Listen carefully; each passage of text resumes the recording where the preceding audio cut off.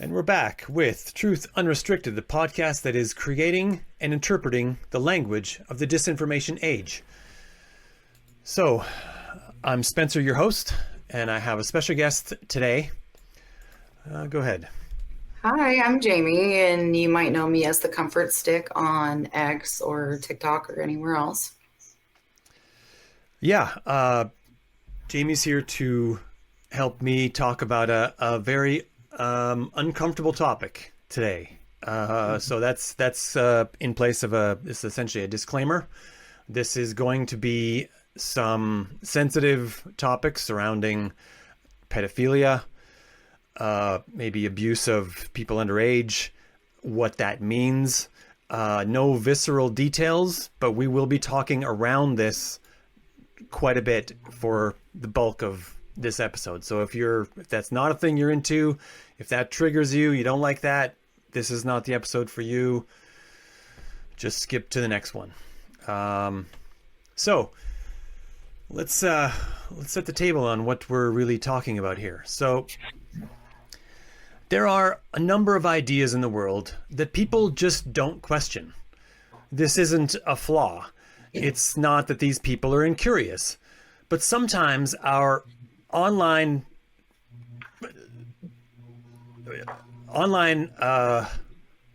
say pontificators ungenerously label these ordinary people as sheep, or like sheeple.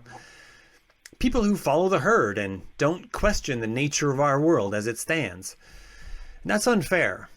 Most people aren't amateur philosophers. They don't have side projects of reinventing math and philosophy and all these other subjects to reconfigure their own reality. Most people have better things to do with their time than to wonder why this thing or that thing that they've considered to be true for their entire lives is even true in the first place.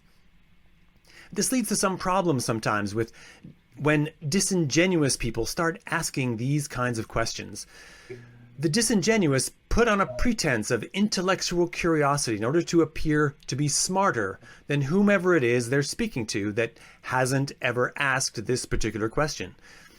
They pretend that questioning reality is a sign of courage, no matter what situation they back themselves into as a result.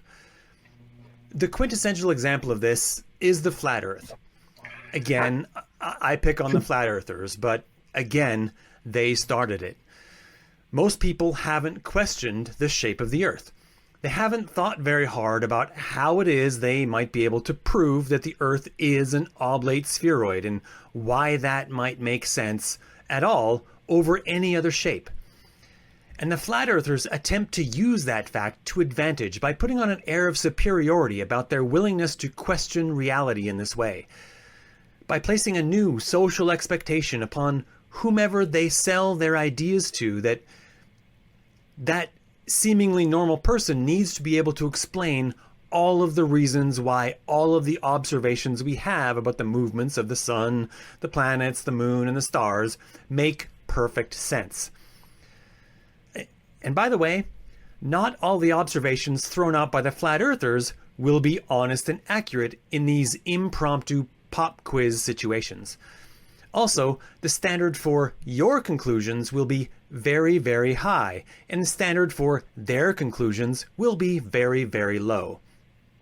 If you haven't been able to explain all movements of everything in the sky, as well as all experiments about flatness of water and how density works in a fluid on Earth, then maybe their flat Earth notions are real after all. And if you haven't fully debunked every single one of their pseudoscientific notions about all of the same, then again, they hold on to a shred of grass while dangling over the proverbial cliff edge for their ideas, and they live to argue about flat Earth another day. We look at flat Earth as a relatively harmless idea. Believing in it isn't likely to directly harm one's life. This hazard metric changes immediately when one transfers it to something like vaccinations. The decision to skip vaccinations now comes with an increasing level of hazard.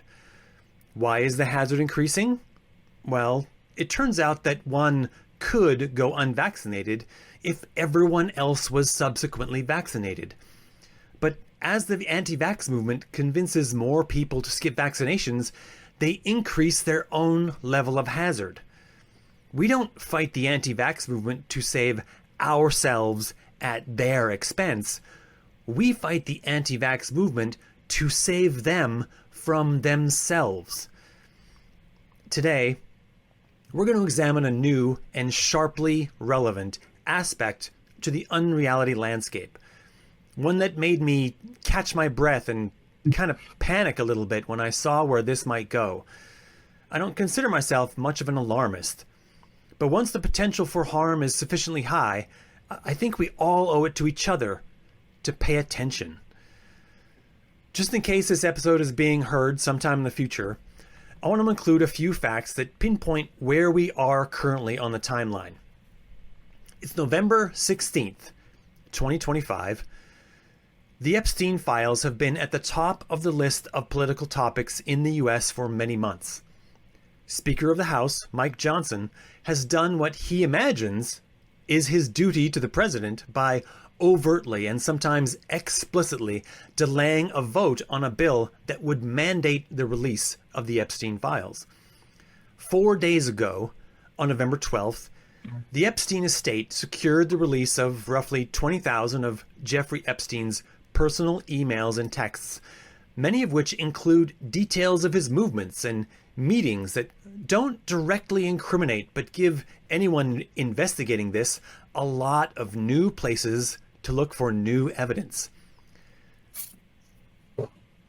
3 days ago, the discharge petition was passed that would force Congress to vote on whether to release the Epstein Files. It's widely expected that this vote will pass and the Epstein Files will be released this coming week. All of this appears to be bad news for Trump. And if it isn't, then he probably deserves an Oscar for the sad clown routine he's been trotting around for the press. But what I really want to focus on is what happened 2 days ago. I started seeing this come up in various places on Twitter, and then I saw this happen. So, for those who don't know, Dean Withers is a left-wing commentator who has made a name for himself by arguing with right-wingers. This by itself isn't new or particularly extraordinary. He is notable because he has an excellent memory recall of facts on the spot to debunk misinformation. He frustrates the QAnon-addled and the pro-Trumpers as he does become a target for them. The other night, after it became seemingly certain that the Epstein Files will eventually be released, this happened on what is essentially his call-in internet show. So we're going to play a clip. Yeah. Here it is. Are you asking me why it's wrong to rape children? Yeah, I need you to tell me why it is wrong in your eyes To rape to children. do that. Yes. Do you need me to? Do you have too many cocks in your ears, or what's up?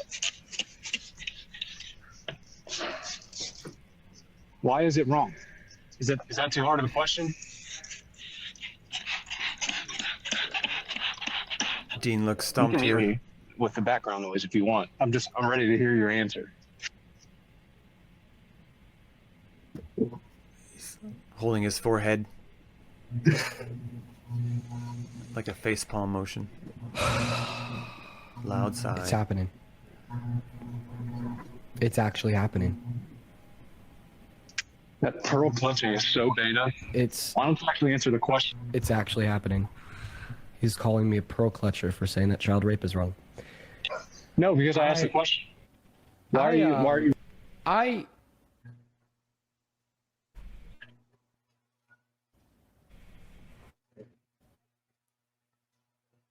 I didn't think this one would happen. It's wrong, and then Trump will do it. Did that with 6 pardons. Did that with Medicaid cuts. Did that with the SNAP cuts. Just didn't think they do it with child rape. Obfuscating. Let's just get to the fucking point, bro. We're seriously at that point where Trump supporters are now saying that it's not wrong to rape children and asking why it is wrong to rape children.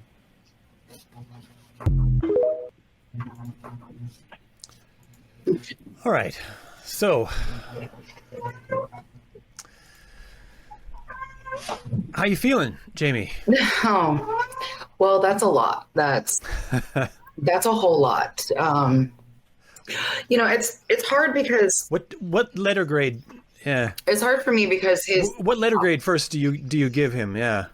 well, Oh, sorry. Go ahead. I get the lack of response because he's clearly shocked. Like, you don't expect people to hit you with shock value questions. Nobody does, and when you do, it does make sense to not have an answer. He is get hit with shock value questions, but he prepares for like the ones that he thinks he's going to get. You know what I mean? Like, he knows, he can recall. I've seen him. He can recall all kinds of stats of all manner of economic and all sorts of things. Yeah, he's great with statistics. But he's obviously didn't prepare for anything even close to this, didn't feel that he ever needed to. So that's why I thought it would be interesting, because most people don't feel they ever need to answer that question.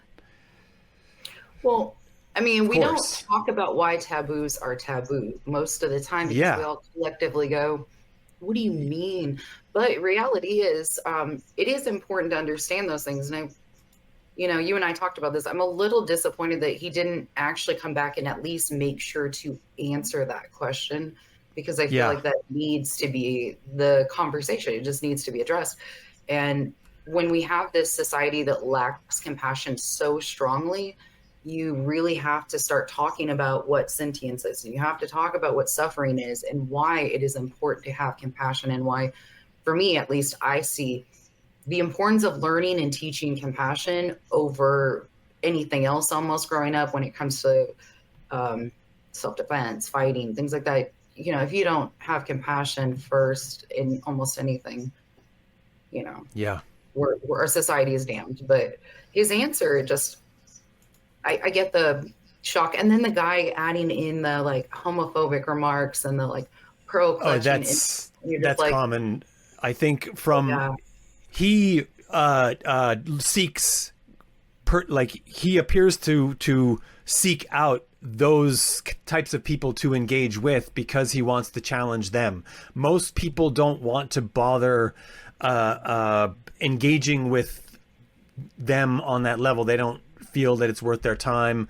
It's very, very difficult. You have to be very, very quick like he is in order to even think that that's true, because most of those people are gish galloping, and he's essentially, with his memory recall, he is countering what is essentially the gish gallop on a daily basis, which is a thing that's remarkable about Dean Withers himself.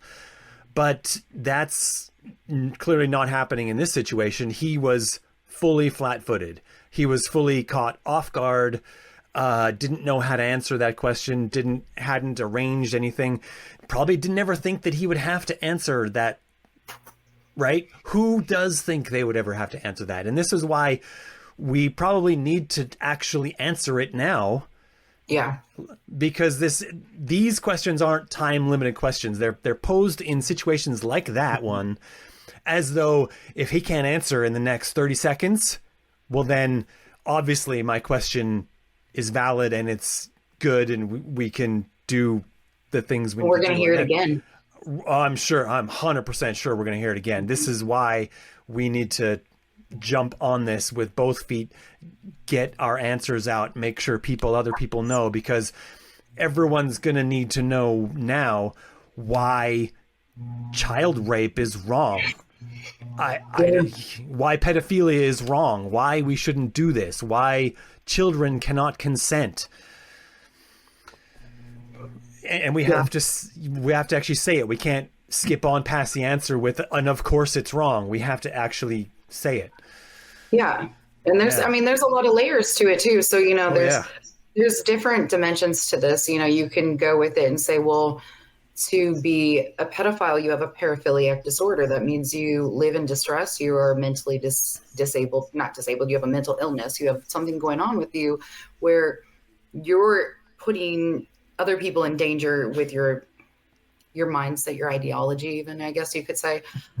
So there's layers to the conversation that we're having, unfortunately, that just kind of sucks to even have. But back to your main point being sentience, to me, is the answer. We know what suffering is, and we know it because we've all suffered. But to pretend that if somebody can't maybe specify or articulate their suffering, that they don't experience it, we know that's not true. And we know that there's plenty of scientists, there's great people we can look to. Sam Harris is one of my favorite people to have that conversation. And he does a great job of explaining how sentience is important, and it's not limited even to humans. It's something we worry about with animals. We have vegetarians, vegans that are really good at this conversation. And you can even take it back to plants. We know that plants will fight for their lives. They're sentient beings. So we know what sentience is, but to explain that in a dynamic with a child, it's kind of like that moment when you see Dean's face and you're like, he didn't think he'd ever have to say this, because who doesn't know children suffer? They cry. Like, we know they suffer. Everyone knows they suffer. We've all been ones. It's not only about suffering either. And that's, there's many aspects to why we as a generally in society strongly encourage not only everyone inside our society, but everyone in other societies to change how they are. Because we all know, like, when we look back in history, we have moved this age up. And in some places we have slowed down the movement up, and we've asked why it's been so slow moving up. And we have areas of our world that have, some places have only recently moved up from you could marry at the age of 15 until fairly recently in some places on this continent that we're on now. And we've moved that, I think I'm not sure what the minimum age you can marry in Canada is. I think it might even be 16 with parent consent, but it's still like, it felt that it's icky. It's not done very often, and we're still pushing to try to move that up. But in this, what we have to understand is that children are notably bad at understanding consequences. So yes, things that have consequences like this, not only consequences for things like pregnancy and disease, but for their psychological health for the rest of their life. Yeah. Those are things we have to consider, and we have begun to consider much more thoroughly than we ever have in the past. In the last century, we've moved this a lot, and this is where a lot of our progress has been the last 100 years. But we have to look at what arguments we're going to see, and we only need to look at the other areas of reality denial, I think, to see where that's going to be, right? What kinds of questions people are going to be. They're going to be like, well, for millennia, we let people marry at 13, 14 or whatever. So obviously it was fine for us when it was ancient Egypt. So why should it be any problem now?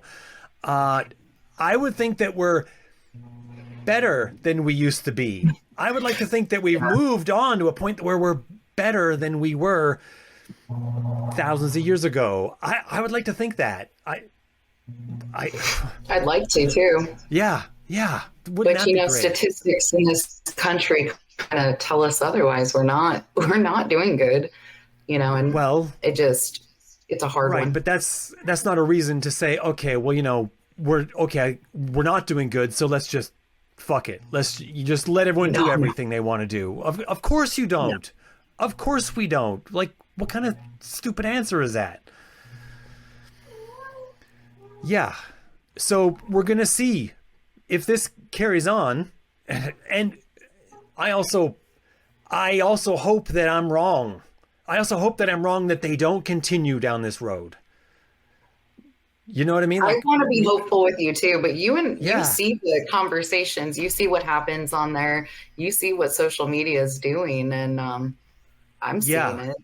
It's not apparent looking good. need to make cover for one guy is strong. It's very strong. It doesn't make any sense to normal people. It's going to be hard for a long time. And I think it's going to be hard for these people in the future as we're watching their party rip apart, because some of them are showing the integrity. Some are like, I'm out. But for one guy, like you said, it's crazy.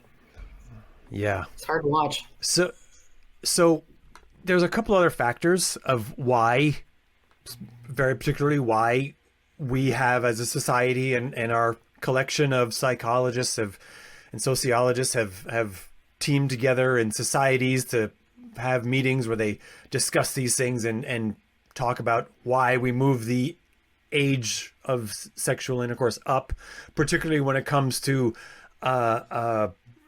in most countries now we have sort of like a graduated system where we will sort of, it's okay for people who are younger, kind of 13, 14 age, if they're engaging in this kind of with each other in a similar age, but not with people who are older, because we recognize the way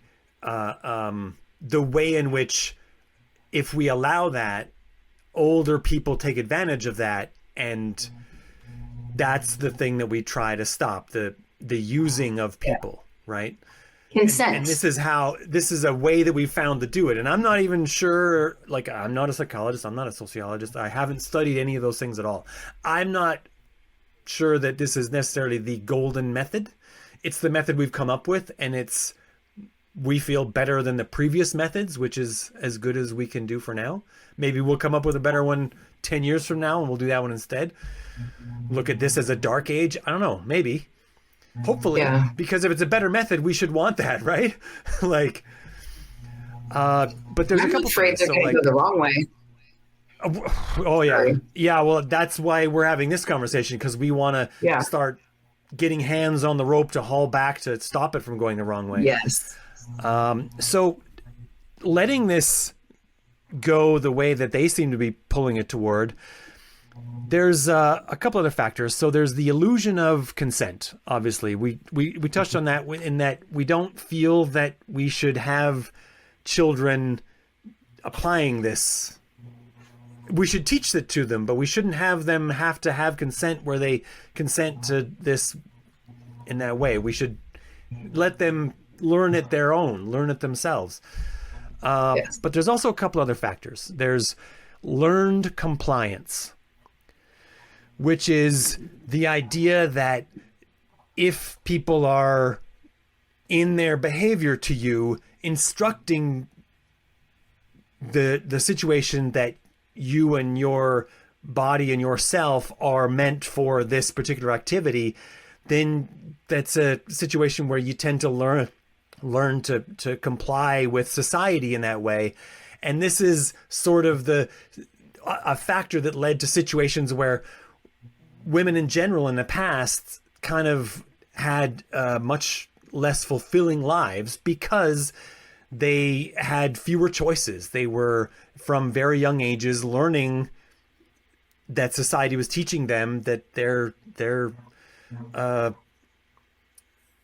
they weren't for anything other than being wives, essentially. Yeah. And we'd like them to have, I would like women to have more fulfilling lives, right? Right, of course. Of course. Right. And there's also learned boundaries, which is that if from a young age you are learned that your boundaries on your life and your body are limited, then when other people step to take advantage of that, you're much less likely to assert yourself and stand up for yourself in that way. You're much more likely to be taken advantage of. You're much more vulnerable. And again, this greatly limits and greatly endangers women. All of it is terrible. all of it is terrible. We need to make sure that when people ask this question, we're able to answer, that there's not just one answer. There's a host of answers why we move this up, and we try to make sure that we're not taking advantage of people this way and bringing them down these darker paths. Yeah, I think that's why children having sex education is really key.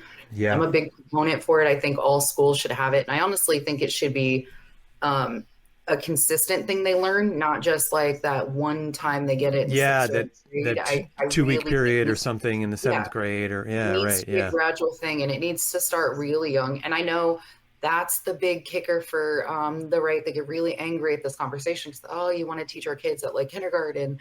And I'm just thinking, there's a great deal of children who don't know they're being assaulted or abused because they don't know, they just don't know those things, and nobody's taught them yet. So a lot of people don't know that that's happened until they get to that point and they get to school, and finally some safe zone happens and they like their teacher and they're like, teacher's like, that's bad. Nobody's supposed to do this. Or, no, I'm not following you to the bathroom like your parents or something, the things that they do are so key. And I think what your point you just made is it kind of cements that importance of kids all being able to have access to sex education, without their parents' access, in my opinion. And I'm a mom and I still think so, Yeah, because I think I'm a stepdad. I wasn't a dad. And when I was a stepdad, they were already well into their teens. But if I had had kids, I think that a professional should teach them about the sex education. Yeah. When I was young, I had parents, but they let a professional do the sex education at school because they're trained. They know more about how to do this. And I think that's a good way to do that. I like your idea of having it more often, like every year, maybe for several years, or all through high school, maybe. Like even just a little thing. It doesn't need to be a big thing. We don't have to have the real conversation till the 12 and 14, like we're saying 6th and 8th grade. And, that makes sense. But to have those conversations starting young, hey, no one goes in the bathroom with you. About that's boundaries. Sex education. Just about boundaries. It's incredibly important. Yeah, that's right. So sorry, I detoured you. No, you didn't deter me at all. You're fine. We have a lot of disingenuous people weaponizing this, and I like what you said about sex education, because it reminded me that they also are disingenuous about that. They strawman that all the time. They say about sex education that it's an attempt to teach children how to have sex, which isn't. It's not an instruction of how to do the thing. It's an instruction of how to avoid the dangers. Yeah. It's about learning about disease and about what activities are harmful, and again about boundaries and how to assert yourself. Consent. Yeah, that's right. So don't let anyone straw man this. Call that out when you see it. That's not what sex education in school is. But I think it's also useful at this time to highlight some of the fallacious arguments that they're likely to make.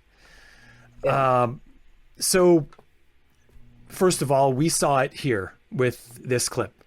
Gaslighting, or like weaponizing a lack of knowledge about psychology, sociology, and how this works, which is... Everyone is vulnerable to this. I mean, when I saw that, I knew that Dean Withers was flat-footed and he didn't know. But I also didn't have, I had to look a bunch of stuff up for this because I had to get educated. I had to be able to get the Cliff's Notes out. And I had to look up a bunch of stuff, right? Like probably most everyone would have to, because it is complicated, right? You can't just let someone do this to you and confuse you in this way and then try to claim an air of superiority because, oh yeah, look at this asshole. he thinks he listens to the mainstream media, like he thinks that he just listened to all his teachers like a sheeple, like he thinks that child rape is wrong. Can you believe that? Like, how dare you? In the nose. Yeah, like put him next to the Nazi and punch them both. Like, what the hell? Right. I don't normally advocate for violence, but this one feels like it's on that verge. Like they need to have some kind of consequences for doing this. Feels like a step too far. I feel like we need some sort of not organized in like, army on army violence, but like some sort of soft measures kind of thing. So another one they're going to do is whataboutism. Like the other side also did this, so you should think this is okay. So like this happens all the time with things like, I understand you're on the left. Well, did you know that Clinton also did things like this, or Bill Gates did this, or whatever? So this is in relation to Epstein. This happens all the time with Epstein. This is whataboutism. Call it out as whataboutism. But also, if Clinton is found to have done a bunch of stuff, bye. Prosecute him. Why would I care?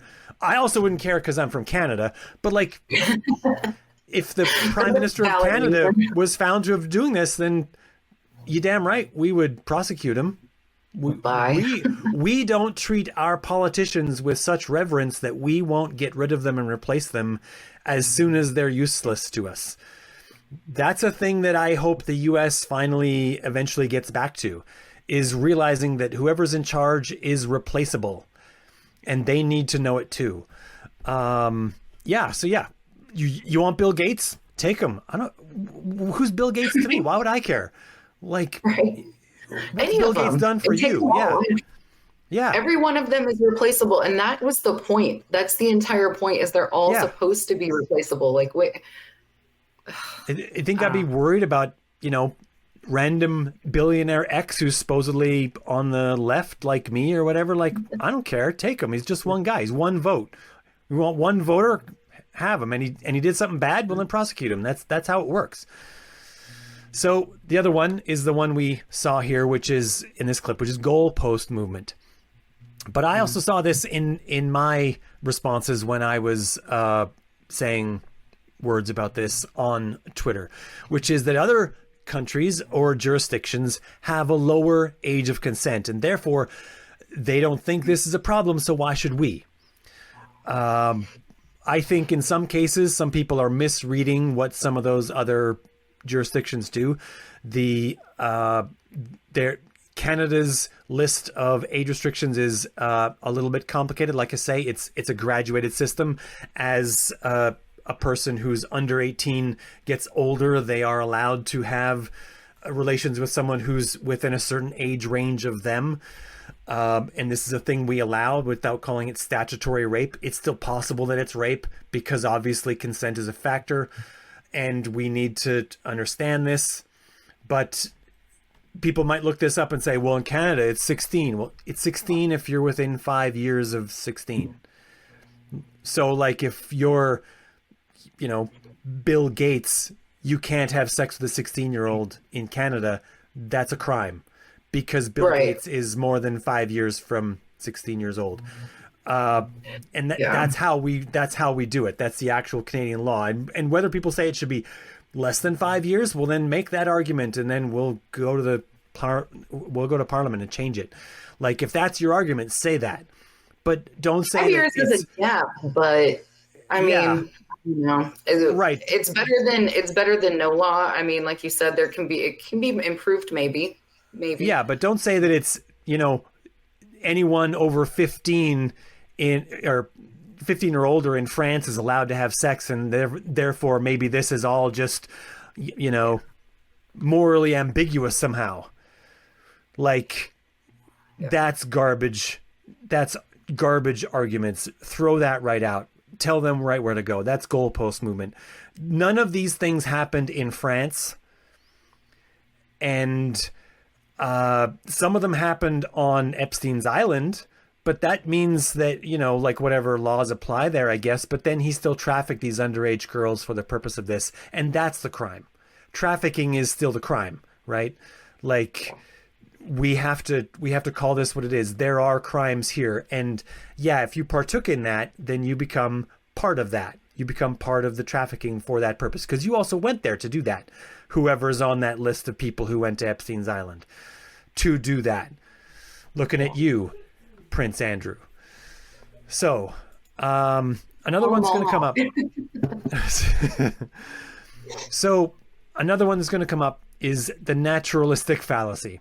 So, if this goes on for very long, some asshole, just like this asshole did to Dean Withers, is going to come up with, in the animal kingdom, there is no consent or age limit on sexual activity, and we're basically just animals, so like, what are we doing here?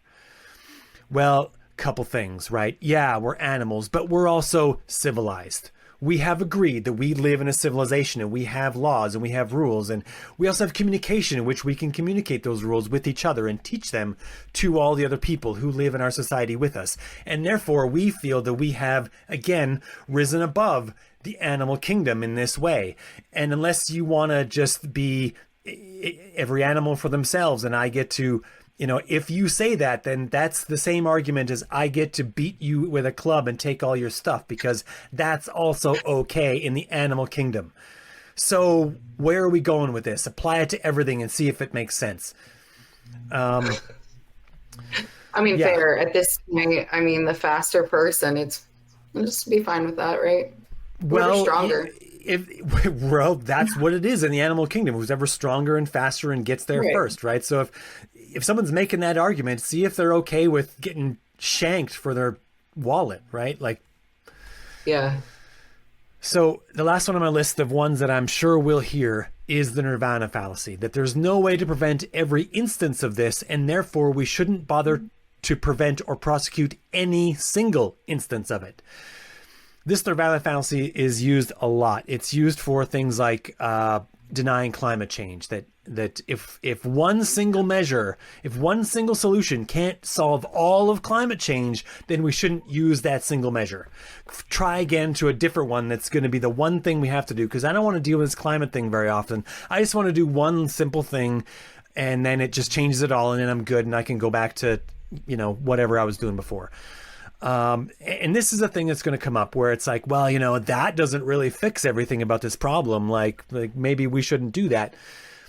Do all the things that fix the problem. Fix it 5 different ways. And it doesn't even matter if you didn't even need the 5th. Do it anyway, because if one of those other ones fails, you still have the 5th one. This is an important one to fix. Yeah. Like, what are you thinking here? This isn't like a hockey game where you're only allowed certain men on the ice. If you were allowed to have as many men on the ice as possible, you'd put them all on the ice. Yeah. It would be much harder to score. Of course you would. So put all the backstops in place that you could to stop these bad things from happening, these very bad things from happening. Like, what are we doing? Sorry, I got a little heated there. It's okay. It's a topic that you should kind of be heated. I mean, well, I do get a little, yeah, it's well, of course we get heated. Of course we're talking about protecting children. Yeah. Everyone I engage with these people all the time. I get in these fights. I know you see it too, but it's frustrating though, because they're just out of control. And it's why this conversation happened, why I know we wanted to have this conversation, because it's going to come up. They're going to be the arguments. They're going to come across our timelines. We're all going to see it in the feed. And it's going to be like, gosh, how are you guys trying to justify this? How are you going to try to circle this around? And I think I mentioned this to you. I'm concerned that the future is that because they're so willing to protect this guy, that they're going to start trying to lower the consent in the red states. And I mean, they already do that, but I think they're going to do that in a exponentially higher rates now. I think they're going to keep trying, because if they could get that away before all of these names come out, they may be able to protect some of their friends, their selves, other people, like, how are you going to prosecute Jeffrey's 17 other friends? Because, maybe we lowered the age to 16 now or 14 and the victims were that. So that was one of the concerns that I've had is, well, it's not a concern that has no precedent. Oh, I know. 5 years ago, it would have been There's no unimaginable to me that you would really undo Roe v. Wade, but it did. It got undone, and it's had terrible consequences already for a lot of people. It's awful. I have a concern. The one that caught my breath and made me panic a little bit was, like, I agree with you, the age of consent and the removal of it or the lowering of it or whatever, moving that marker backward instead of further forward. That's a bad one. But the audience that we're dealing with is not a stable audience. These aren't stable men. A lot of them are younger men. The large cohort of them are incel related. A lot of incel ideas in here. So you have a population of men who are already angry at women because of their lack of ability to couple in that way, right? The way that they think is the way to do it, whatever that looks like for them, and they're unable to do it. They're involuntarily celibate, and they feel that women owe them something. Well, what happens once you take that group that's already got that, in my opinion, one of the most dangerous set of ideas, and then you say, yeah, add this one into the mix on the pile, this question of, is it even bad to include younger women among this? Like, what do we have once we mix that in with the powder keg that's already there?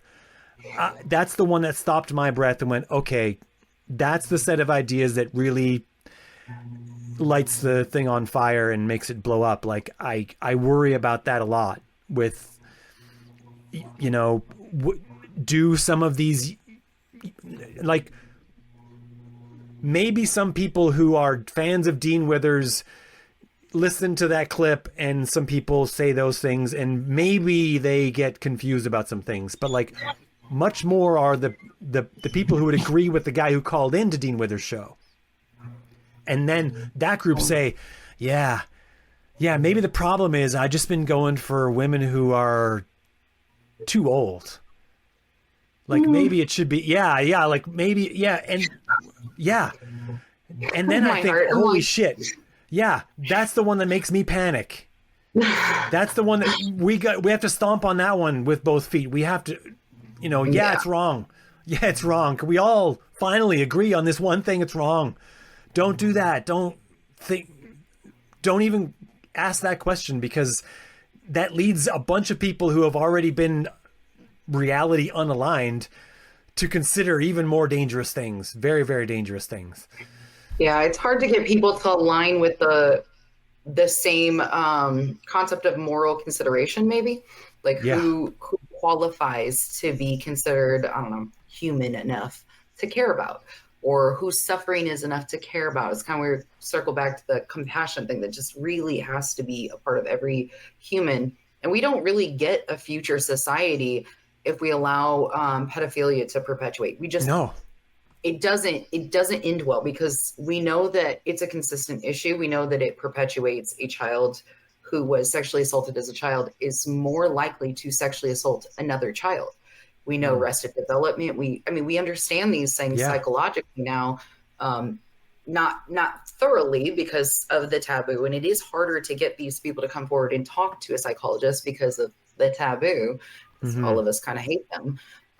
But it's a problem. So the circling around with it, it's just frustrating to watch it for me, like, and have these conversations. And it's nice that we're doing this, because we need to break out of that dehumanization that they're doing. We need to bring that back and give somehow moral consideration to all people, like all women, all children. Yeah. Consent should be moral consideration for every living thing, Yeah. So I'm going to do this. I wasn't sure if we'd have time, but I think we do. I have a second clip. It's the what you and I in conversation would probably call what's now the infamous Megyn Kelly clip. I was wondering if we were going to talk about that, and I forgot to mention that. So I'm glad you bringing that in. Yeah. So for anyone who might think that this is a one-off, some crank called in a Dean Withers show, blah blah blah blah. Obviously, this isn't a widespread set of ideas, and anyone's really walking back this age or minimizing these things in any way. We'll put it on stage. This was Megyn Kelly, and I believe this was 3 nights ago, talking on her show about this. So here we go.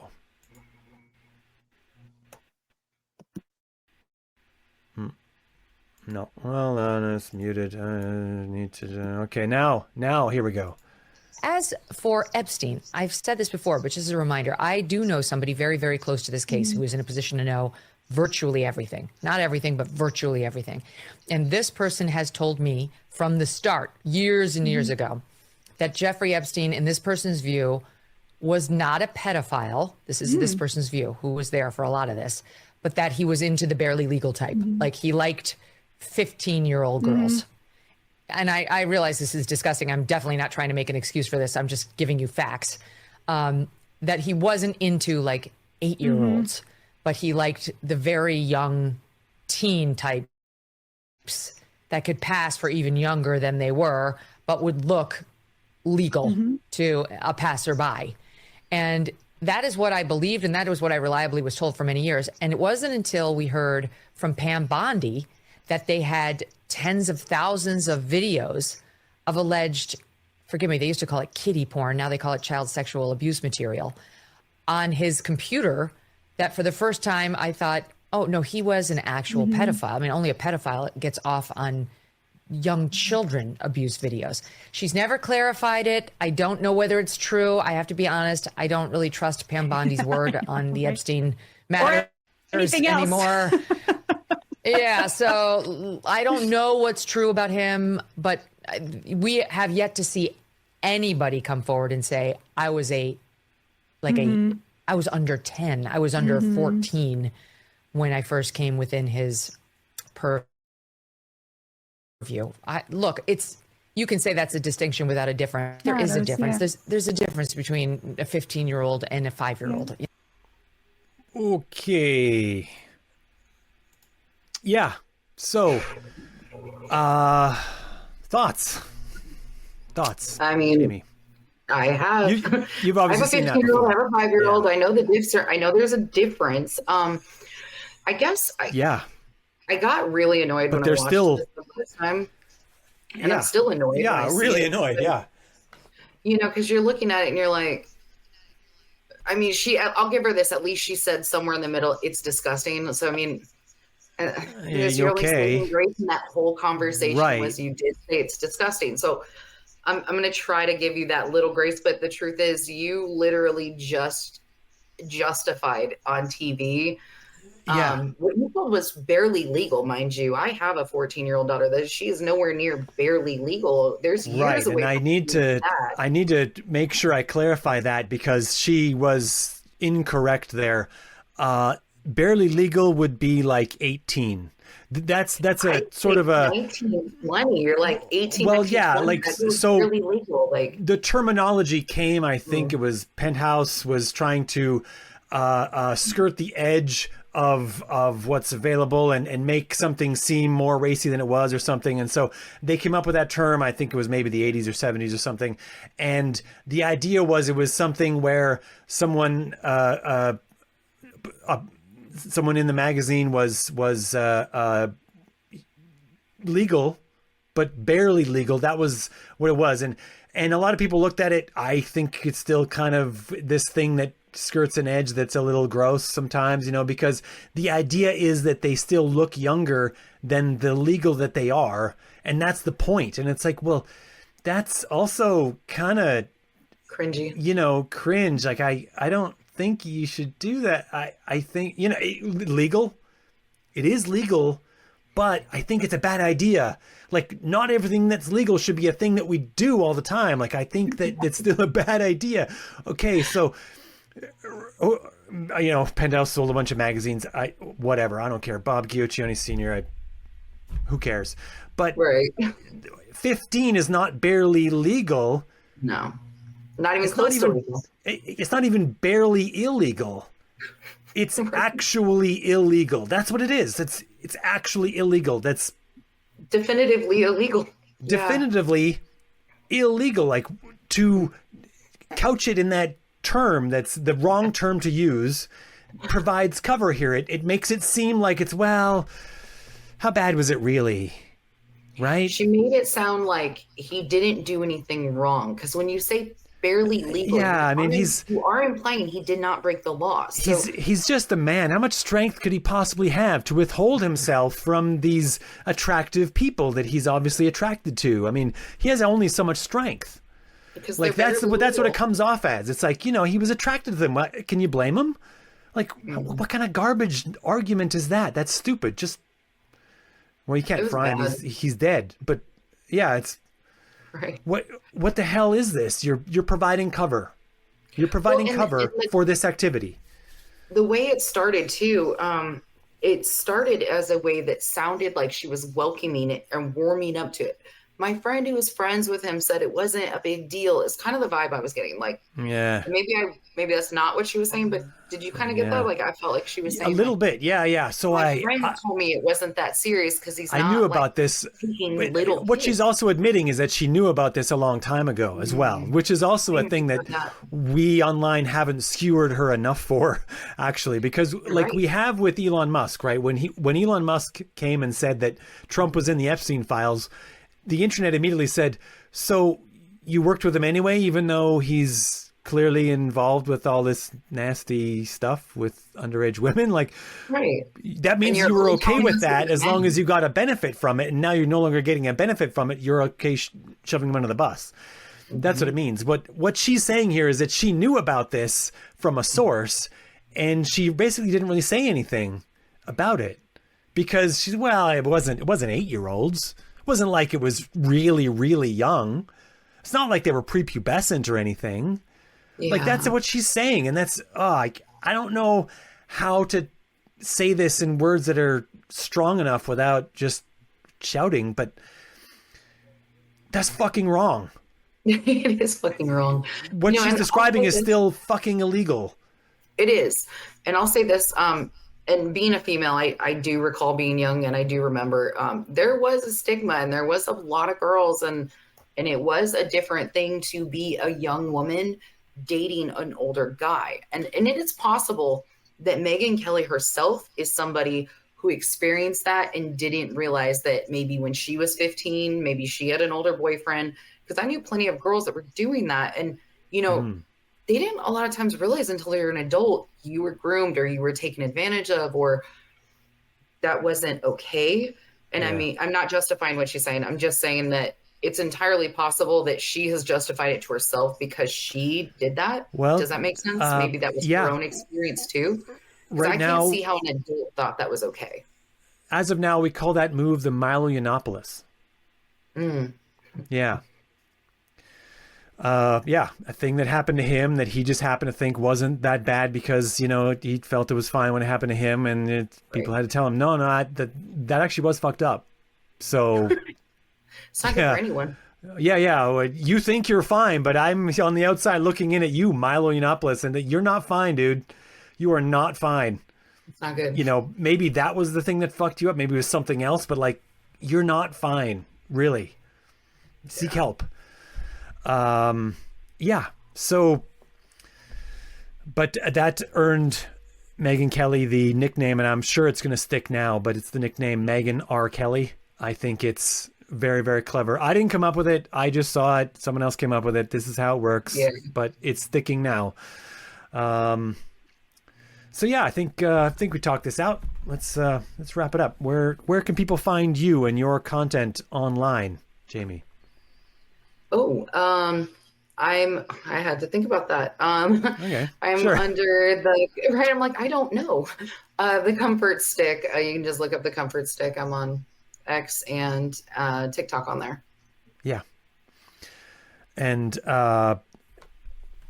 I'm on Twitter, Spencer G. Watson. And if anyone has any questions, comments, complaints, concerns about anything they hear on this podcast, you want to correct us on anything we got wrong, send that email to truthunrestricted@gmail.com. And with that, we'll sign off. So until next time. Thank you for having me. Have a good night.